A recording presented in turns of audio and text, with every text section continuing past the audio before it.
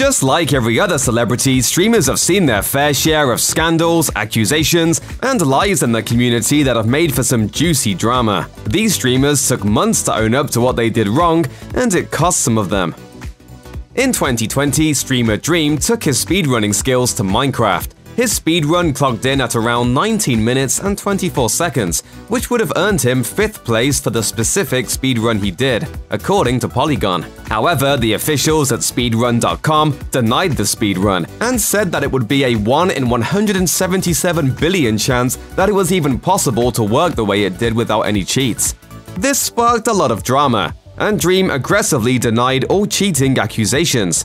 In May 2021, Dream finally admitted that he did use cheats during the infamous Minecraft speedrun. However, he said that he did so without realizing, as he had been working with a developer to create mods for streaming. When version 1.16 of the game was released, one of those mods remained, resulting in increased item drop rates through parts of the game. In a lengthy text document shared on Pastebin, Dream explained what was going on in his head throughout the entire situation. He admitted to feeling scared, angry, and stressed about the entire debacle, which led to some regretful words and actions on his part. Ultimately, Dream apologized and owned up for what he said and did in reaction to the situation. Zilian OP is one of the most recognizable names on the internet when it comes to streamers getting caught lying. If you don't recognize his name, you might remember the story.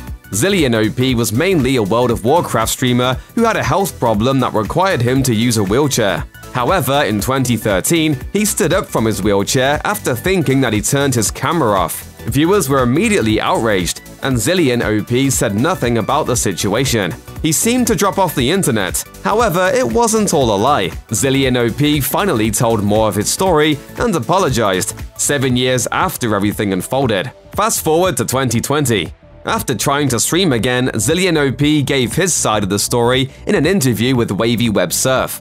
He explained that he was in a wheelchair for years and provided pretty clear evidence of this. However, he spent years in physical therapy and was capable of standing at the time of the incident. My whole stream knew that I was going through physical therapy. No one knew the extent of my recovery. In a chat that was shared during the interview, Zilian OP wrote that he, quote, apologized for not giving clarity regarding getting better and being in physical therapy. While he wasn't faking his struggles, he also didn't take the time to clear the air or explain his situation, either before people donated out of sympathy or before his infamous final stream. Either way, he apologized for the misunderstandings. Getting caught cheating on stream is a disaster.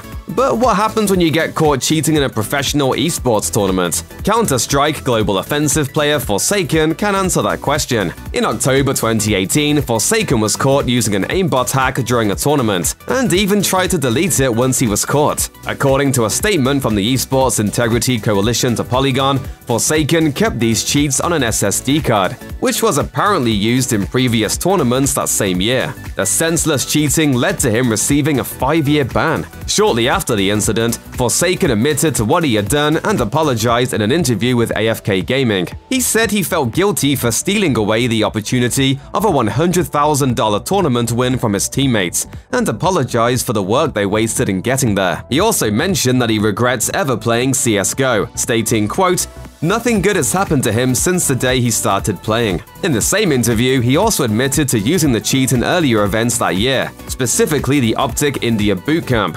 While it took several months for him to get caught, he apologized quickly and did not attempt to deny prior exploits. This video is to address recent comments and criticisms that I've received. I know this video is long overdue. Pokemon has been a victim of toxic Twitch messages in the past, but she's also perpetrated a few misdeeds herself. After taking a short break from streaming in 2020, Pokemon reappeared in an unexpected way. She claimed she needed to apologize for her past misdeeds, all of them. It shouldn't have taken me this long to come to a proper understanding of how to handle these situations and how to apologize for that.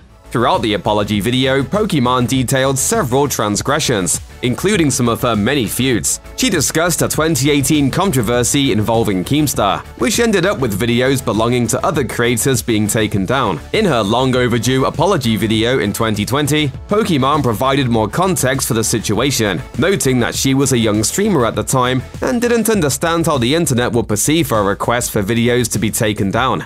Similarly, Pokemon pursued re-uploaded videos of herself from other creators that had inappropriate or over-sexualized titles. At the time, Pokemon saw these videos as misleading, but she believed that she wouldn't go after small creators now. Pokemon said that her copyright claims led people online to believe that she wants to censor anyone that doesn't agree with her, or that she goes after trolls by erasing their content from the internet. Poki made it clear that this was not her intention, and that she wants to support small creators who create transformative content, not silence them.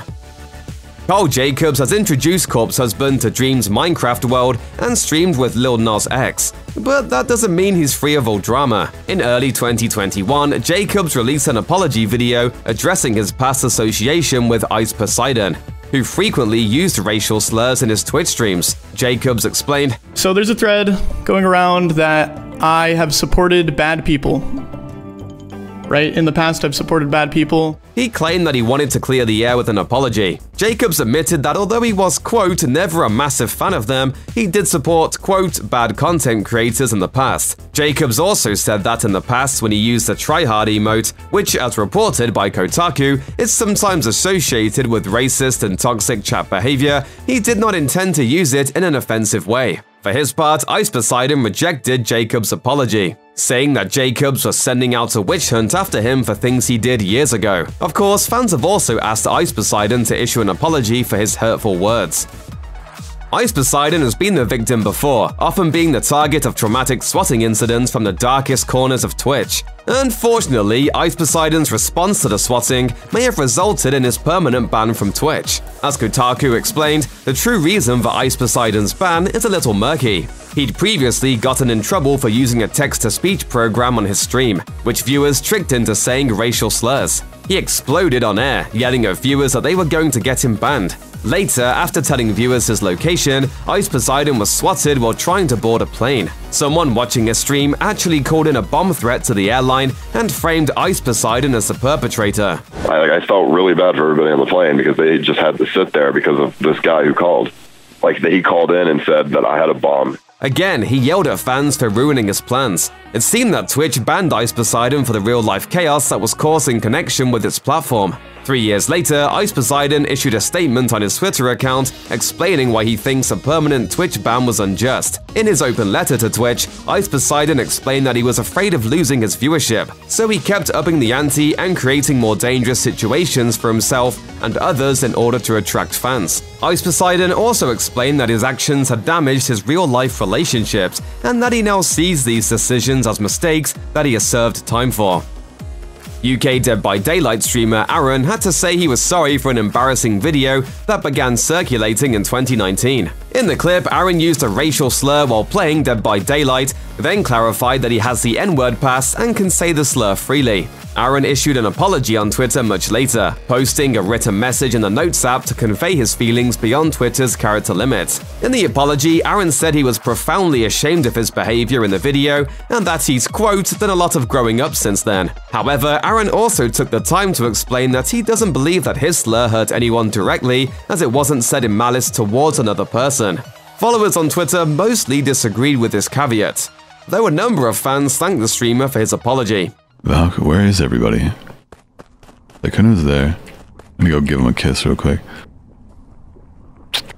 Corpse Husband launched his career by reading scary stories on YouTube. In 2021, fans began urging Corpse Husband to make a statement regarding his use of the R slur in a 4-year-old video. While fans didn't think Corpse would approve of the word in the present, they still wanted to hear it from him, in order to absolve their favorite streamer of any controversy. Corpse responded soon after fans brought the issue to his attention, saying, "A little over 4 years ago when I was 19, I said the R word in a video I was featured in. I was reading off of a script that I did not write. However, I will take full accountability and say that I chose to read it." Corpse took responsibility for his actions and explained that he didn't understand the severity of the word at the time and promised to get the video taken down. For once, an internet darling remained somewhat unproblematic, and Corpse Husband proved that he's not too famous to say he's sorry.